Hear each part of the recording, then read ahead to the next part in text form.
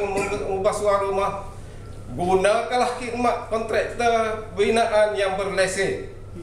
Tuan-tuan dan puan-puan sekalian, setiap kita bila kita telah berkeluarga ataupun sesiapa sahaja yang telah berdikari daripada keluarga asal, keluarga nukleus mereka, maka dengan sendirinya naluri fitrah itu sendiri menginginkan satu kediaman yang menepati cita rasa kita dengan idaman yang spesifikasi yang bersesuaian. Maka untuk tujuan ini tidak kita tuan-tuan rumah dan puan-puan rumah sendiri tidak dapat melaksanakannya kecuali dengan menggunakan khidmat yang dikatakan kontraktor binaan ini. Tetapi dalam senario pada hari ini terdapat begitu ramai sekali yang dikatakan kontraktor binaan ini dan yang cuba menawarkan dan menggelar diri mereka sebagai kontraktor binaan. Tetapi yang saya ingin utarakan pada malam ini, cubalah tuan-tuan dan puan-puan kenal pasti bahawa yang mana intan dan yang mana kaca. Kerana di antara ramai itu terdapat sebahagian sahaja kontraktor yang berlesen. Apakah itu yang dikatakan kontraktor yang berlesen? Kontraktor yang berlesen ini adalah mana-mana pihak ataupun firma ataupun syarikat-syarikat yang telah memohon untuk diakreditasi atau dibuat penilaian oleh satu badan yang telah mewakili kerajaan Malaysia untuk memberi lesen yang dikatakan lesen kontraktor binaan. Iaitulah di Malaysia ini dikenali sebagai Lembaga Pembangunan Industri Pembinaan Malaysia, di mana tidak senang tuan-tuan dan puan-puan untuk memperoleh akreditasi ataupun kelulusan yang diberikan sebagai lesen ini, kerana setiap pihak yang menginginkan itu perlulah mengemukakan dan membuktikan kelayakan dan kemampuan dari segi teknikal, dari segi kemampuan modal dan pengurusan.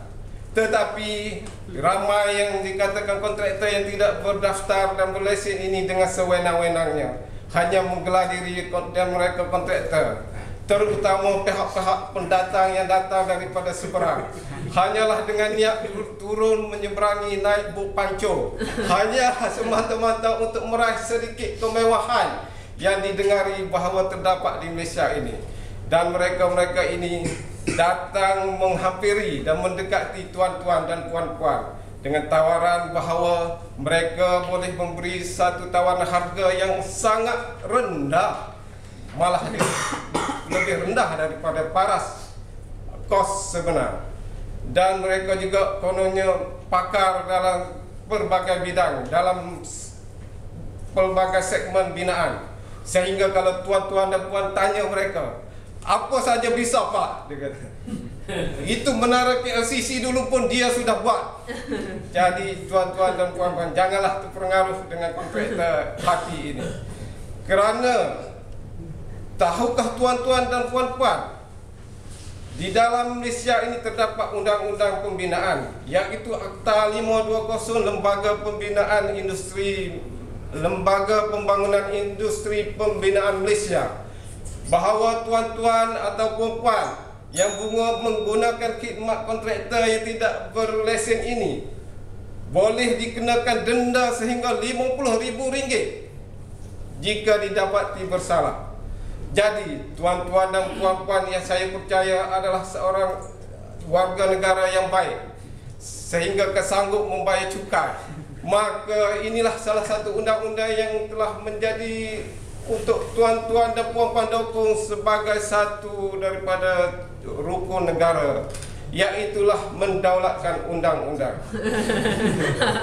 Tuan-tuan dan puan-puan, apakah masalahnya jika memilih kontraktor, khususnya kontraktor parti ini?